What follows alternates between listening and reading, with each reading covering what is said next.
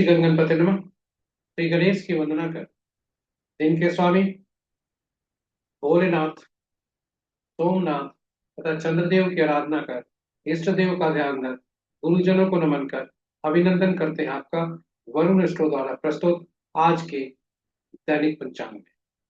यह दैनिक पंचांग हम नित्य प्रस्तुत किया करते हैं और इसमें डेटा जो भी प्रयुक्त होते हैं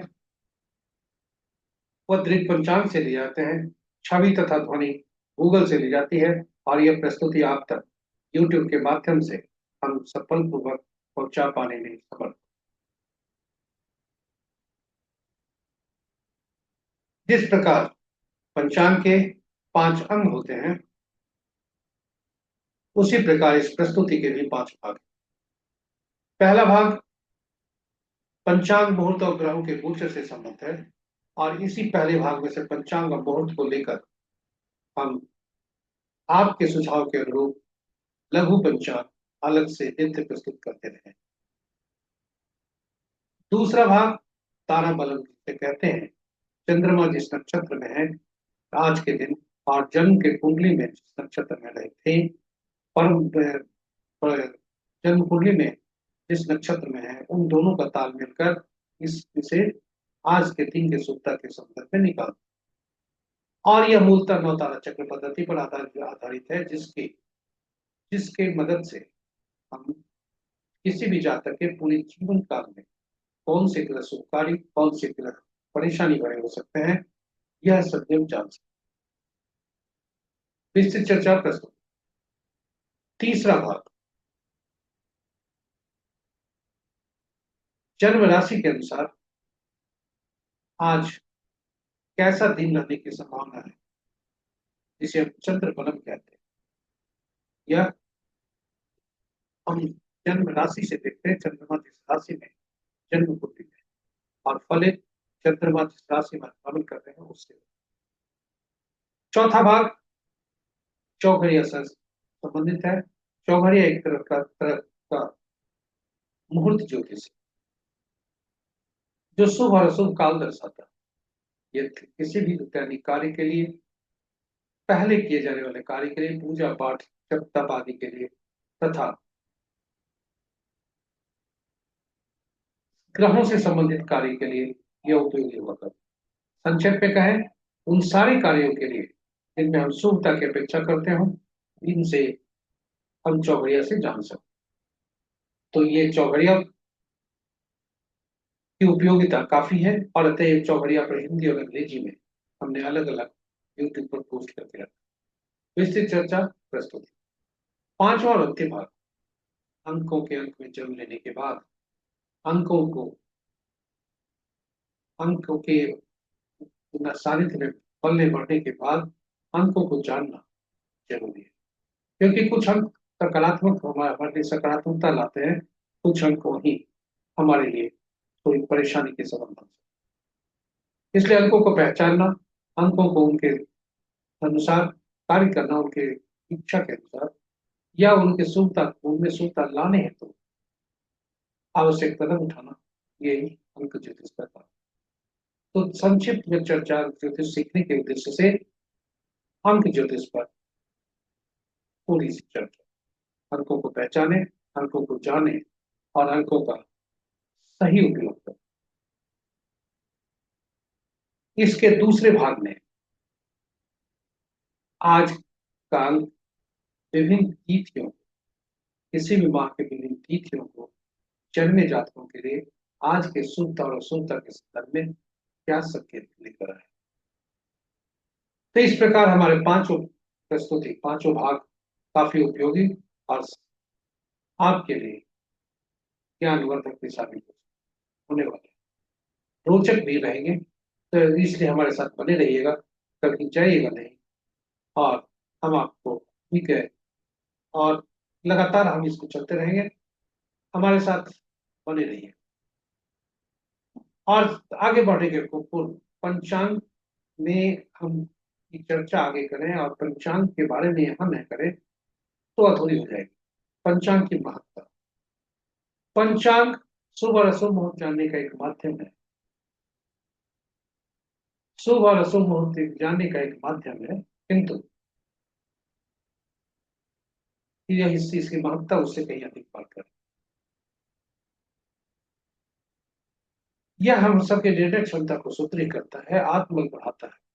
पंचांग प्रकृति और ब्रह्मांड की ऊर्जा के साथ संतुलन स्थापित करने में सहायक होता है, जिसके फलस्वरूप जीवन में शांत, समृद्धि और सकारात्मकता का होता है।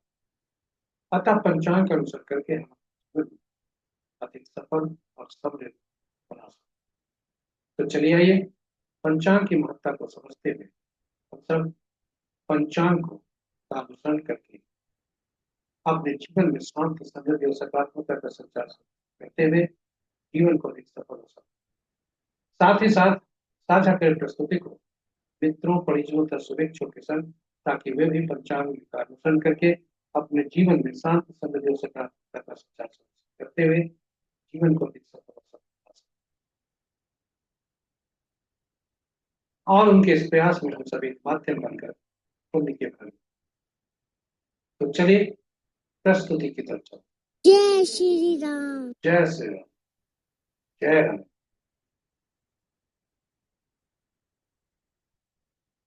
आज का लघु आज का दैनिक पंचांग आपके समक्ष।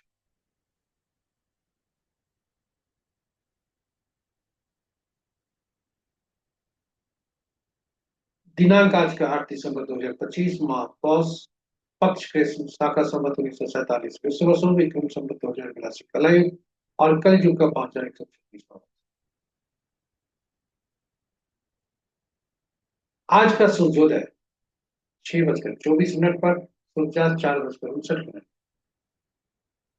Sunrise at 6:24 AM, sunset at 4:59 PM। आज का दिशा शोर पूर्व है, फिर भी इस दिशा में यात्रा करने को बाध्यता हुई तो आईना को देखकर या दूध पीकर यात्रा को शुभ तक या यात्रा में शुभ तक।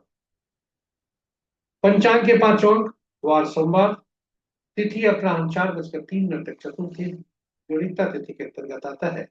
उसके बाद पंचमी जो पूर्ण तिथि के अंतर्गत आता है। नक्षत्र देर रात्रि 2:52 तक अश्लेषा पुष्य, उसके बाद अश्लेषा। तो बता दें, नक्षत्र देर रात्रि 2:52 तक पुष्य, उसके बाद अश्लेषा। योग संध्या 5:01 तक ब्रह्म, उसके बाद इंद्र। और करण अपराह्न 4:03 तक वृक्ष, और फिर कल भोर में 3:09 तक कौलव, तत्पश्चात तर्क। ये रहे हमारे पंचांग के 5 महत्वपूर्ण मुहूर्त में। अभिजीत महत्वपूर्ण मुहूर्त में जाने के पूर्व भोलेनाथ का वास देखते हैं कि भोलेनाथ का वास कहाँ है और सूत्र कैसे। ओम जय नमः भोलेनाथ। शिवाय। जब तक चतुर्थी तिथि है तब तक भोलेनाथ कैलाश पर पर्वत पर अवतारूढ़ है और यह सुप्रद है। पंचमी तिथि के दौरान भोलेनाथ वृषारूढ़ होते हैं, नंदी पर सवार होते हैं, जो इस तिथि के लिए काफी उपयोगी होता है। इसलिए आज भोलेनाथ की स्तुति काफी अच्छी। जय भोलेनाथ। ओम नमः शिवाय। ओम नमः शिवाय। महत्वपूर्ण शुभ और अशुभ मुहूर्त में शुभ मुहूर्त में अभिजीत मुहूर्त 11:19 से 12:03 तक। अमृत काल देर रात्रि 8:49 से रात्रि के 10। अमृत काल रात्रि के 8:49 से 10:20 रात्रि। और सर्वार्थ सिद्धि योग प्रातः 6:24 से रात्रि के 2:52 तक। विजय मुहूर्त अपराह्न 1:27 से 2:10 अपराह्न तक। गोधूली बेला संध्या 4:57 से 5:24 तक। और निशिता मुहूर्त देर रात्रि 11:15 से मध्य रात्रि 0:09 तक।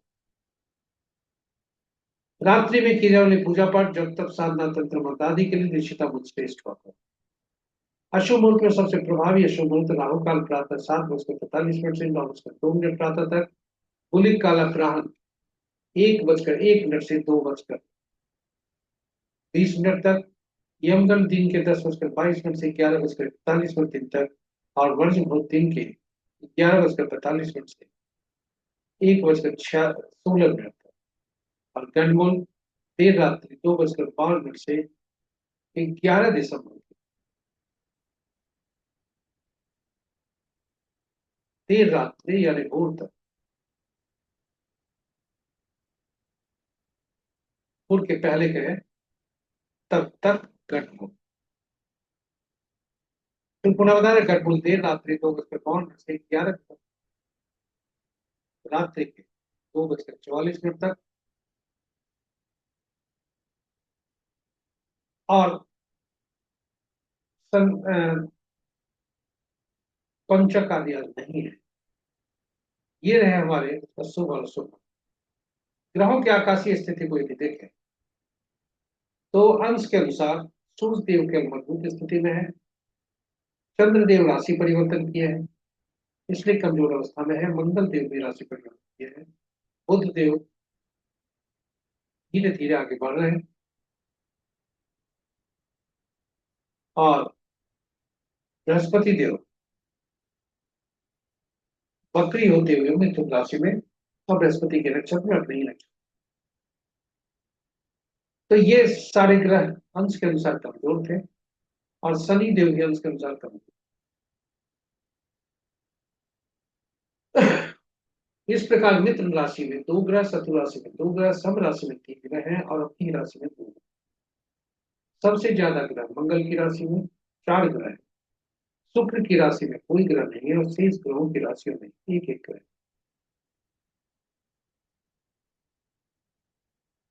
नक्षत्रों के अनुसार किसी भी राशि का नक्षत्र परिवर्तन, किसी भी ग्रह का राशि परिवर्तन नहीं है।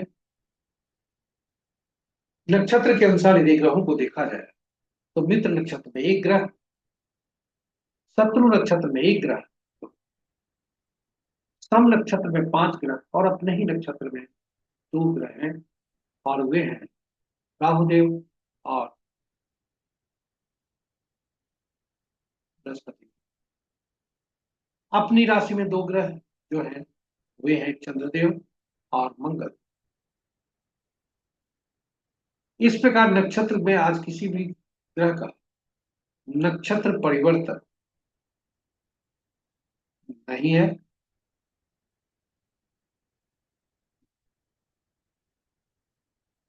और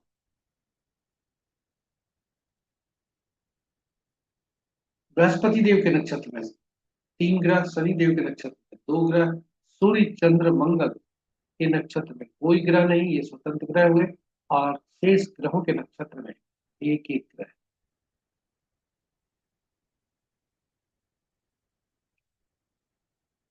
आज किसी ग्रह का गोचर नहीं, किसी ग्रह का कोई भी राशि परिवर्तन। आपको इस प्रकार अब हम आ गए हैं आज के दूसरे। आज का नक्षत्र क्या क्या है, चंद्रमा इस नक्षत्र में है उसके अनुसार हम इसे फलित करते हैं। इसे तारा बलन कहते हैं। तारा बलन के समक्ष जो सूची है नक्षत्रों की, वे चंद्रमा के गोचर से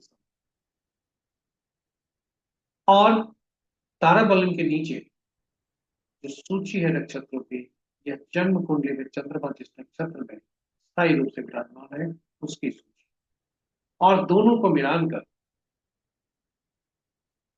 हम यह देख सकते हैं कि आज का दिन कैसा है, आज के तारीख क्या क्या है।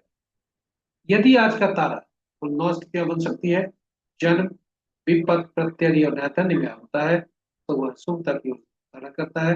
वही संपत, क्षेम, साधना, साधक, मंत्र और मित्र और तिमित्र में हो तो वह शुभता की ओर इंगित करता है। जब भी जन्म, विपत, प्रत्यय और नैतन्य में हो तो थोड़ा सावधानी जरूरी है, और कोई भी जोखिम लेने की आवश्यकता नहीं है। बहुत से लोग उपाय के करने के तौर पर जोखिम लेते हैं, और अशुभता कायम ही रहती है, अशुभता निर्धारित रहती है, अशुभता। इसलिए सावधानी बरतने की सलाह। यह ताराबलम मुख्यतः 9 तारा चक्र पद्धति पर आधारित है, और 9 तारा चक्र पद्धति से हम ग्रहों के बारे में किसी भी जातक का पूरे जीवन काल के संदर्भ में हम जान सकते हैं। चंद्रमा, चाहे चंद्रमा हो जो कि तेज गति से चलने वाला हो, या शनि है जो धीमी गति से। सभी के बारे में जानते हैं। और नौ तारा चक्र पद्धति मूलतः इस सिद्धांत पर है कि ग्रहों के मन नक्षत्र हुआ करते हैं, नक्षत्र ही ग्रह के फल देते हैं, ग्रह नक्षत्र के फल, ग्रह का अपना फल कभी नहीं देता। अब प्रश्न उठता है कि कुल 27 नक्षत्र होते हैं, 9 ग्रह होते हैं, 27 नक्षत्र में ये 9 ग्रह से कैसे फल पाए, कौन से नक्षत्र किसके फल देंगे, इसको जानने के लिए 27 नक्षत्रों को 9 नक्षत्र की सूची बनाकर 3 सूची रखी और ग्रहों को महादेव दशा महादशा के क्रम में रखा। पहला ग्रह केतु, दूसरा शुक्र, तीसरा सूर्य, चौथा चंद्रमा, पांचवा मंगल, छठा राहु, सातवां बृहस्पति, शनि और बुध। और इस प्रकार 9 ग्रहों को स्थापित किया, उनकी संख्या दी गई। अब पहला ग्रह, पहला नक्षत्र हर केतु, हर ग्रह से, सॉरी, हर श्रेणी में से पहला नक्षत्र यानी पहला 10वां और 19वां नक्षत्र का स्वामित्व केतु देव को, वहीं दूसरा 11वां 20वां नक्षत्र का स्वामित्व शुक्रदेव को, तीसरा 12वां 21वां सूर्य देव को, चौथा 13वां 22वां चंद्रदेव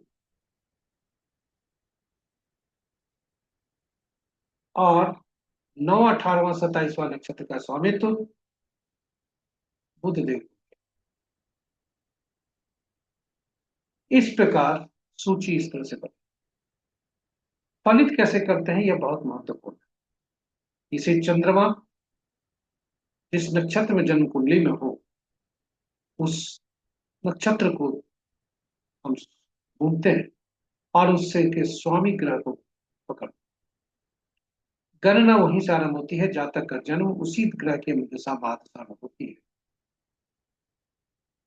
और दशा महादशा की अवधि जितनी अवधि है उसमें से कम ही भोग करना पड़ता है, कुछ पिछले जन्म में भोग किए हो, क्योंकि जातक की मृत्यु उसी दशा महादशा में हो।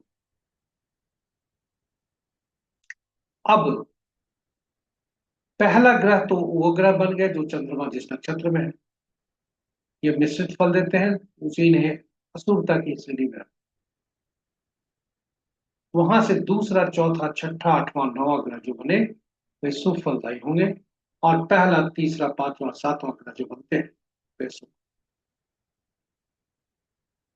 उदाहरण स्वरूप चंद्रमा के नक्षत्र में जन्मे जातक के लिए मंगल, बृहस्पति, बुध, शुक्र और सूर्य शुभकारी हुए। शेष ग्रह उनके लिए चुनौती या बाधक का कारण कर सकते। तो वैसी स्थिति में हम यदि पहले से ग्रहों को जान गए कि कौन से ग्रह शुभकारी हैं कौन से अशुभकारी, तो हम ग्रहों का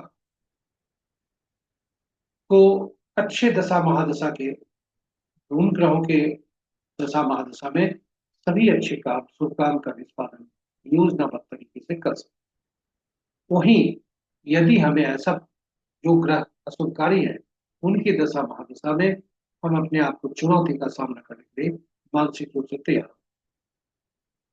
तो इस प्रकार पहला तीसरा पांचवा सातवां अशुभकारी, दूसरा चौथा छठा आठवां शुभकारी, आठवां नौवां शुभकारी।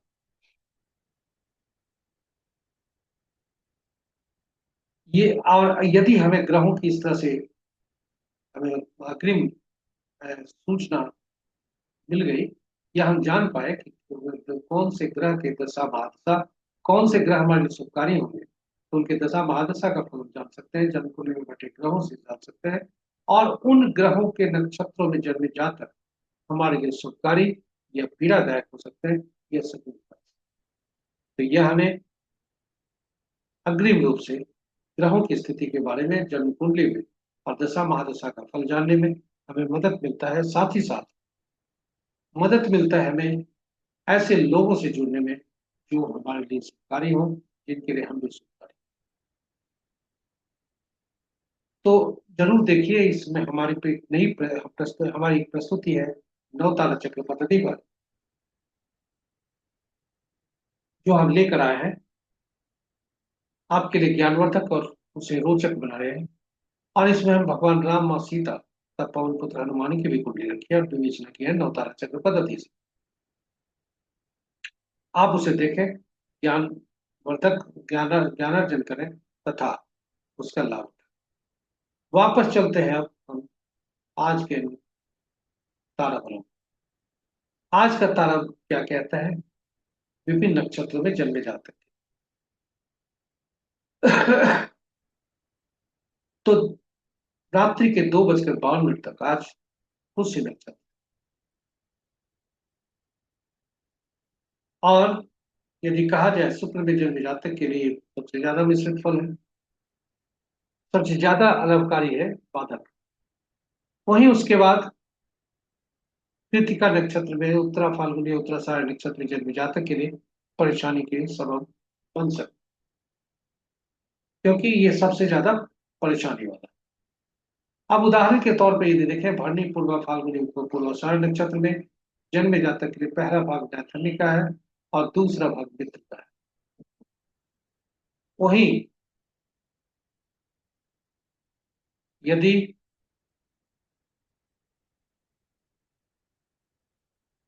पुनर्वसु विशाखा पूर्वा भाद्रपद में किसी के जातक का जन्म हुआ है तो पहला भाग संपत्ति का होगा, दूसरा भाग विपद का।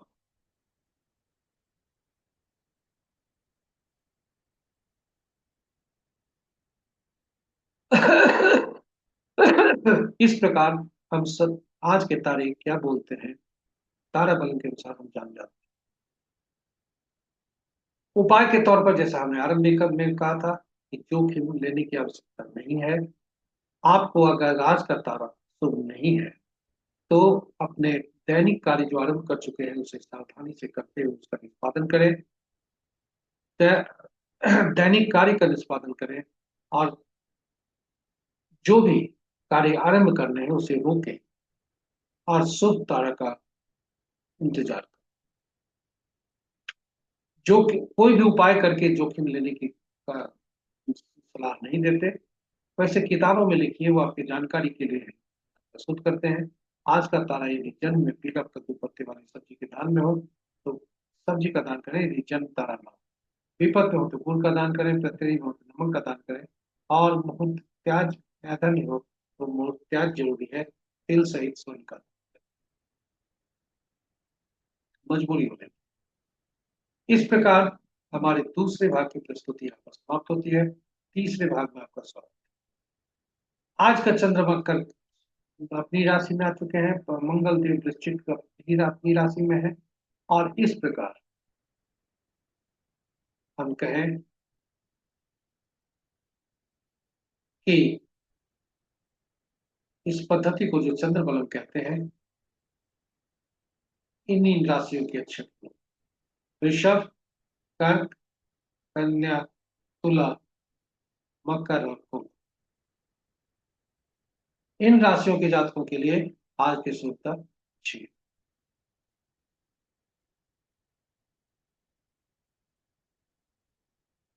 चौथे भाग में आपका स्वागत है। चौथा भाग चौघड़िया जो मुहूर्त से संबंधित है, जो कि मुहूर्त ज्योतिष से संबंधित है। यह शुभ और अशुभ काल दर्शाता है। यह किसी भी कार्य को जिसमें हम शुभता की अपेक्षा करते हो, चाहे वो पूजा पाठ से हो, प्रथम बार किए जाने वाला कार्य है, ग्रहों से संबंधित कार्य आदि आदि, इन सभी कार्यों के लिए यह उपयोगी हो। यदि कोई व्यक्ति उचित मुहूर्त नहीं देखना चाहता हो या नहीं देख पाया हो और कार्य में शुभता चाहिए तो कम से कम चौघड़िया अवश्य देखना चाहिए और उसका अनुपालन। संक्षेप चौघड़िया पर की उपयोगिता पर हमने YouTube पर अलग अलग पोस्ट करके रखा है। चौघड़िया की उपयोगिता अंग्रेजी में, यूटिलिटी ऑफ चौघड़िया अंग्रेजी में, चौघड़िया की उपयोगिता और चौघड़िया की उपयोगिता। चौघड़िया को कुल 8 चौघड़िया हो सकते हैं। 8 चौघड़िया में 7 चौघड़िया का नामकरण होता है और 7 चौघड़िया का उपग्रहों से संबंध होता है, जो इस ग्रह के साप्ताहिक दिन साथ ही होते हैं। और इसलिए 8वां चौघड़िया जो होता है जो लाभ पहला चौघड़िया होता है, आदि का चौघड़िया, वही अंत का चौघड़िया होता है। तो ये रहे हमारे चौघड़िया का ग्रहों से साप्ताहिक दिनों से संबंध। चौघड़िया जो जो साप्ताहिक दिनों से संबंध है, वो साप्ताहिक दिन के स्वामी अलग अलग ग्रह बनते हैं, और अलग अलग ये ग्रह विभिन्न कार्यों के लिए, विभिन्न प्रयोजनों के लिए उपयुक्त होते हैं। इसलिए हर चौघड़िया विभिन्न कार्य सूर्य ग्रहों के विभिन्न कार्यों से युक्त होते हैं, और इसलिए ये और शुभकारी बन जाते हैं। ग्रह जब भी चौघड़िया को मुहूर्त को देखें, तो यह हम देखने का प्रयास करें कि आखिर चौघड़िया जो है, आज का चौघड़िया कौन सा शुभ है, कौन सा अशुभ। दिन का चौघड़िया वार वेला, काल वेला और राहु काल से कर सकता है, और रात्रि का चौघड़िया काल रात्रि। अनुभव के आधार पर हमने पाया है कि चूंकि दिन सूर्य का होता है, इसलिए शनि का चौघड़िया प्रतिदिन, दिन में का रात में नहीं, शनि का चौघड़िया प्रतिदिन काल बेला से ग्रसित करता है। वहीं रात्रि चंद्रमा का, बुध से कटुता, अतएव बुध का चौघड़िया जो लाभ चौघड़िया होता है, वो रात्रि में काल रात्रि। इस प्रकार आज का चौघड़िया यदि हम देखते हैं, तो आज का चौघड़िया काल चौघड़िया राहु काल और काल बेला से ग्रसित है, और वही लाभ चौघड़िया जो 2:20 से 3:40 तक है, वो वार बेला से ग्रसित है। रात्रि का चौघड़िया लाभ चौघड़िया 10:01 से 11:42 तक, काल चौघड़िया जो कि 16 तक। काल काल रात्रि, आज का चौघड़िया राहु काल, वार बेला, काल बेला 7:43 से 9:02 तक राहु काल और काल बेला से ग्रसित है, और लाभ चौघड़िया 2:20 से 3:40 तक वार बेला से ग्रसित है। वहीं रात्रि का चौघड़िया लाभ चौघड़िया 10:01 से 11:42 तक है, काल रात्रि से ग्रसित है। ये सभी चौघड़िया अशुभता की ओर इशारा करते हैं, इसलिए इनका त्याग करना चाहिए। तो ये रहे हमारे चौघड़िया पर प्रस्तुति, पांचवा प्रस्तुति आपके लिए। अंकों की दुनिया में अंकों से हम परहेज करें, या अंकों को ठीक से पहचाने नहीं, तो ये हमारे लिए हमारी नैतिकता को ठीक पहुंचा सकता है, हमारी परेशानियां ज्यादा बढ़ा सकते हैं। हम अंकों को न पहचाने, अंक हमें नकारात्मक ऊर्जा दें, परेशानी का सबब बन सकते हैं। इसलिए अंकों की दुनिया में आपका स्वागत है। अंकों की अंक ज्योतिष में 1 से 9 अंक के प्रयोग होते हैं, शून्य को गणना में नहीं दी जाती। यहाँ सेंट्रल अंक 5 होता है, इसलिए इसे याद रखना चाहिए कि ये 1 से 9 के बीच का, और बीच का पहला अंक है 5वां, जो कि दोनों अंक 1 से 9 के बीच के अंकों को संतुलित करके रखता है।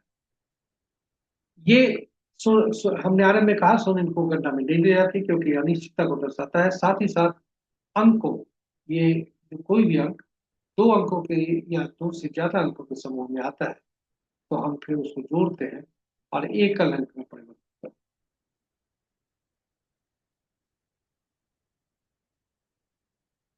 और एकल अंक में परिवर्तित कर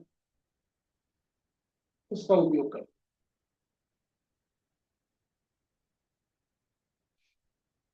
ये अंक जो होते हैं 1 से 9, इनके अलग अलग शासक ग्रह होते हैं। 1 के सूर्य, 2 के चंद्रमा, 3 के बृहस्पति, 4 के राहु, 5 के बुध, 6 के शुक्र, 7 के केतु, 8 के शनि, 9 के मंगल। और इन्हें ग्रहों की दुनिया में अलग अलग नाम से पुकारा जाता है। एक को राजा, 2 को रानी, 1 को राजा या सरकार या बॉस से, 2 को रानी या पार्टनर से, 3 को गुरु या सलाहकार से, 4 को शरारती तत्वों से, नियम तोड़ने वाले व्यक्तियों से, 5 को राजकुमार से, 6 को मंत्री से या सुख सुविधा प्रदान करने वाले व्यक्तियों से, 7 को धर्मगुरु से, 8 को से, 8 को अधीनस्थ कर्मचारियों से, डाउन टोडन पे समाज के नीचे के तबके के लोग, हमारे अधीन कार्य करने वाले लोग, और न्यायालय। 7 को हमने कहा धर्मगुरु से, तथा ऐसे लोगों से जो जिन्हें भविष्य में घटने वाली घटनाओं का पूर्वाभास हो। और अंत में 9 से वो सेनापति, डॉक्टर से, पुलिस से, खून से। ये रहे 1 से 9 के अंकों को उनके उनके शक्ति या उनकी उपयोगिता के अनुसार उनका नाम लोगों ने रखा। अब यहाँ पर आपको बता दें कि चूंकि अंकों के शासक ग्रह अलग अलग होते हैं और हर शासक ग्रह के कुछ न कुछ तत्व होते हैं, गुण होते हैं, और साथ ही साथ उनकी ऊर्जाएं होती हैं। इसलिए यदि कोई अंक हमारे जन्म तिथि में मिसिंग है, मतलब नहीं है, स्वाभाविक है वो अंक हमारे लिए उपयोगी हो सकता है और उसे उपयोग में लाना नितांत आवश्यक। लेकिन लाएंगे कैसे, यही चर्चा निश्चित में करेंगे। उसी तरह से यदि कोई ग्रह बहुत अधिक मात्रा में है हमारे ग्रह, तो कुंजन कुंडली में 2 से ज्यादा, वैसी स्थिति में वे ग्रह अ, ये ग्रह कहें कि हमारे लिए अधिकता का कारण बन जाते हैं। उसमें उनमें जो ऊर्जाएं होती है, जो तत्व होते हैं, वो अधिकता होते हैं, जो कि हमारे लिए सुखकारी नहीं। इस प्रकार हम ग्रहों के बारे में भी जानते हैं, अंक को ग्रहों से तालमेल कर। अब हम अंकों की दुनिया में आपको ले आए। हम जब जन्म लिया, हमारा जब जन्म होता है तो ईश्वर द्वारा प्रदत्त कुछ अंक प्राप्त होते हैं। और ये अंक जन्म तिथि के रूप में ईश्वर द्वारा प्रदत्त होते हैं, जो कि स्थायी होते हैं। जन्म तिथि तिथि माह वर्ष को मिलकर होता है। तिथि और माह एक या दो अंकों का हो सकता है, किंतु वर्ष हमेशा 4 अंक का। यह जन्म तिथि हमने जो लिया है 8 दिसंबर 1965, ये किसी व्यक्ति का लिया है जो कि हमारे लिए सभी लोग जो मुख्यतः उनको जानते हैं। और इन तिथियों से हम क्या क्या निकालते हैं जन्म तिथि से। तिथि नियम के अनुसार, जो अंक शास्त्र का नियम है कि जब भी कोई 2 अंकों का समूह या 2 से ज्यादा अंकों का समूह हमारे समक्ष आता है, तो उसे एकल अंक पर परिवर्तित करें। देखें, इस जातक का तिथि एकल अंक में है, इसलिए कोई परिवर्तन नहीं कर इसे ड्राइव और ट्रीट करते, मूलांक या अंक। वहीं तिथि माह और वर्ष को जोड़ते हैं और उसे एक अंक पर परिवर्तित करते हैं, तो वह भाग्यांक कहलाता है। तिथि और माह को जब जोड़ते हैं और एकल अंक में परिवर्तित करते हैं, तो एटीट्यूड नंबर या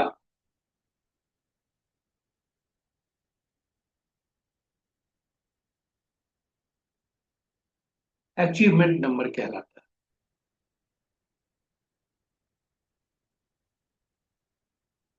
वर्ष को जोड़कर एकल अंक में परिवर्तित करते हैं और उसमें से पुरुष के लिए 11 में से घटाते हैं, महिला के लिए 8, उसमें 4 उसमें जोड़ते हैं, तो वह एकल अंक बनता है और वह एंजल नंबर कहलाता है।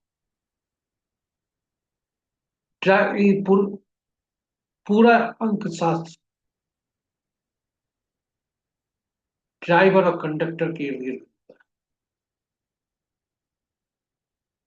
और आप देखें, तिथि माह को जोड़े और वर्ष को जोड़े तो एकल अंक बना 5, यानी 14। इस जातक की 14 आया। यहाँ यह बताते चले, जब भी जन्म तिथि में या गणना में 11, 22 और 33 आते हो, तो वह पूर्व जन्म के आत्मा से संबंध है और उसके उसके लिए कुछ अलग प्रिडिक्शंस भी आते। वहीं यदि जातक का जन्म 13, 14, 16, 19 को हुआ है, या तिथि किसी न किसी रूप में यह हमारे समक्ष आई है, तो वैसी स्थिति में यह अंक इस 14 का कहीं गणना में आता है, तो वैसी स्थिति में यह पूर्व जन्म के कार्मिक ऋण को दर्शाता जिस पर कभी हम चर्चा अलग से करेंगे।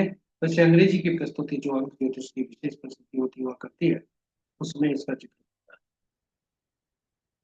है। अब जो ड्राइवर है और कंडक्टर है, अब हम शास्त्र के एक नियम पर हम चर्चा करते हैं। ड्राइवर और कंडक्टर आपस में शत्रु नहीं हुआ। जिस प्रकार बस को चलाने में ड्राइवर और कंडक्टर हुआ करते हैं, वे आपस में शत्रु नहीं होते। शत्रु जब होते हैं तो बस का चलना थोड़ा मुश्किल होता है, स्ट्रगल होता है।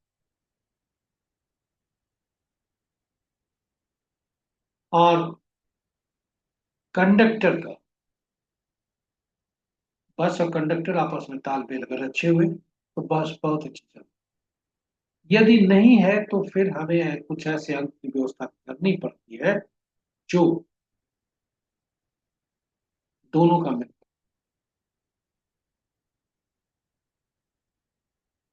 मूलांक और भाग्यांक।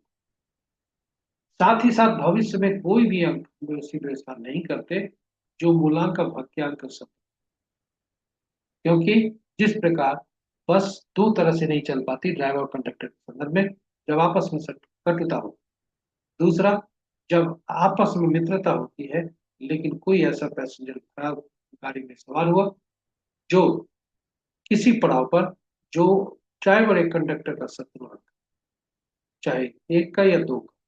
अब ऐसी स्थिति में जन्म तिथि को हम विशेष रूप से पढ़, और इस इसे हम देखते हैं कि इसमें से कैसे अंक हो।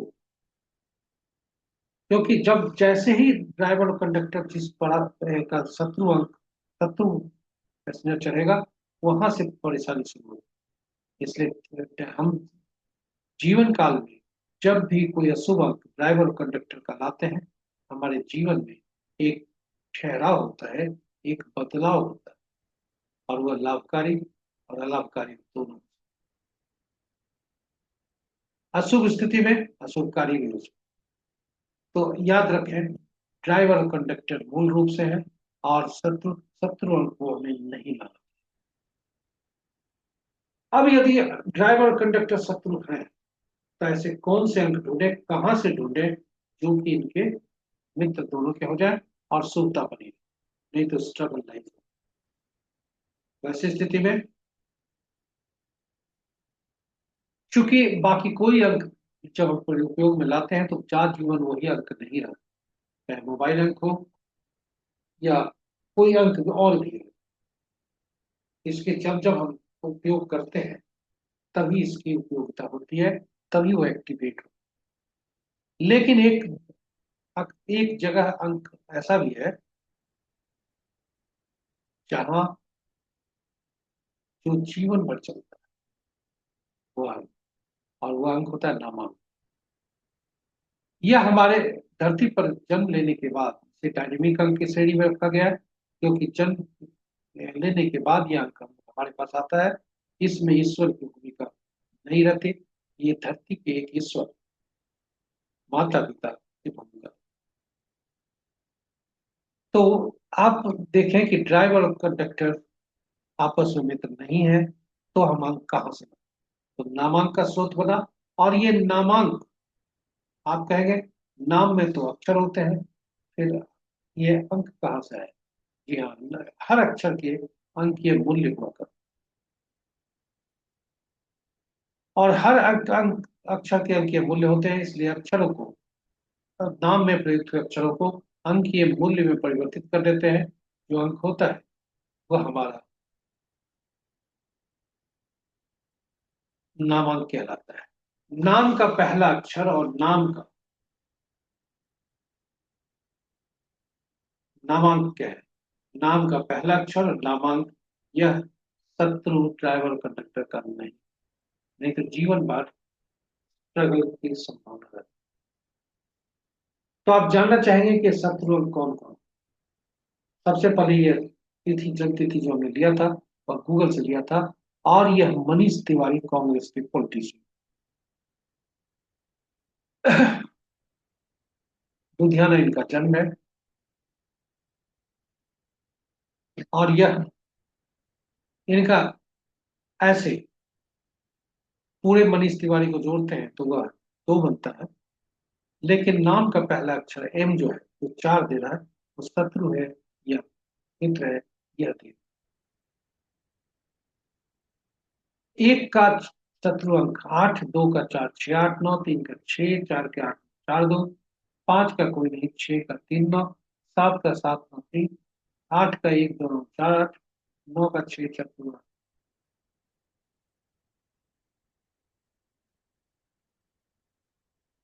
और इस प्रकार यदि हम देखते हैं कि कुछ अंक ऐसे भी हैं जो कि जैसे चार सात आठ नौ, जो इनके इनके भी शत्रु अपने के अंकों के शत्रु। अब हम जातक का मूलांक जो है आठ, इसका देखते हैं शत्रु अंक कौन। तो यदि मनीष को ही लेकर चलते हैं तो नाम का जो नामांक है वह इनका शत्रु। और साथ ही साथ नाम का पहला अक्षर जो एम है वह भी इनका शत्रु। इसलिए थोड़ी सावधानी रखें। चार सात आठ नौ ऐसे अंक हैं जो कि अपने ही अंकों के शत्रु हैं। यदि मूलांक चार, वाक्यांक सात, तो वैसे स्थिति में ये अपने अंकों के ही दुश्मन।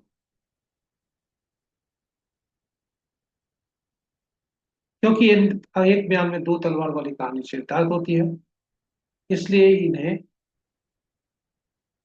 मूलांक और भाग्यांक जब चार एक ही अंक हो, और चार चार हो, आठ और आठ हो, सात और आठ हो, आठ नौ और नौ हो, सात और सात हो, तो वैसी स्थिति में उसे इस दुश्मन की श्रेणी में ही रख।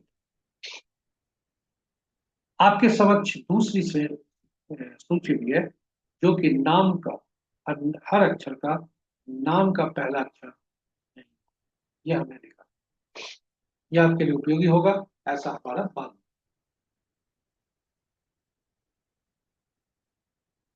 पर्सनल ईयर कैसे निकाल। पर्सनल ईयर निकालने की विधि है, ओरिजिनल जन्म तिथि में वर्ष को निकालकर वर्तमान वर्ष को उसमें इनपुट कर फिर ये एक अलग पर परिवर्तित करते हैं तो यह बनता है पर्सनल ईयर। और इसका तालमेल जन्म मूलांक वाक्यांक के साथ तथा रनिंग एज ये दोनों को मिलाकर बनता है। तो जातक का जन्म 8 तारीख को हुआ, मूलांक 8 बनता है, भाग्यांक इनका 7 है, भाग्यांक सॉरी, इनका रनिंग एज 7 है जो कि 8 का शत्रु नहीं है। और इनके जो पर्सनल ईयर है, पर्सनल ईयर इनका 2 देता है। और यदि 8 के साथ 2 का संबंध देखें तो शत्रुता का है। इसलिए हम कह सकते हैं कि 2026 साल, क्योंकि अभी से चलेगा तो 7 12 25 तक चले, 26 तक आएगा। 2026 साल में थोड़ा सावधान रहने की का संकेत दिया।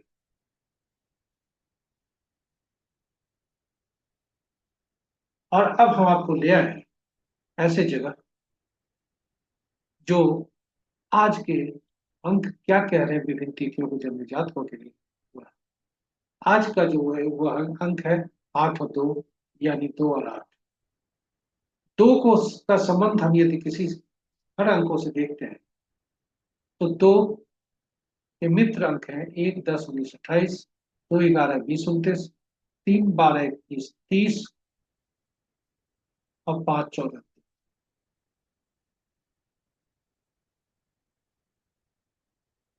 6 15 24 तटस्थ अंक है। ये तीन अंकों के में जन्मे इन तिथियों को जन्मे जातक के लिए आज दिन शुभ रहेगा। शेष ग्रहों के शेष अंकों के जन्मे जातक के लिए तीन अशुभता के संकेत हैं। 8 17 26 को जन्मे जातक ज्यादा परेशान हो सकते हैं, सावधान। इस प्रकार हमारे इस प्रस्तुति की यहाँ समाप्ति होती है। आशा करते हैं कि ये प्रस्तुति आपके लिए ज्ञानवर्धक होगा। हमारे साथ बने रहने के लिए आपको बहुत बहुत धन्यवाद। और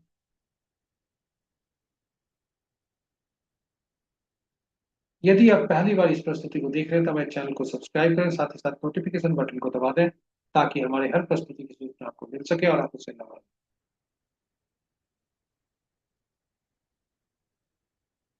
साझा करें प्रस्तुति को अपने मित्रों परिजनों तथा शुभेच्छुओं के संग ताकि उनके जीवन में भी सुखता आ सके। वे भी ज्ञान अर्जन कर प्रस्तुति से लाभ ले सके। और अंत में आपका सुझाव अपेक्षित है प्रस्तुति को बेहतर और उपयोगी बनाने। इन्हीं शब्दों के साथ हम आपसे विदा लेते हैं। भोलेनाथ सोमनाथ तथा चंद्रदेव से कामना करते हैं कि आपका जय भोले।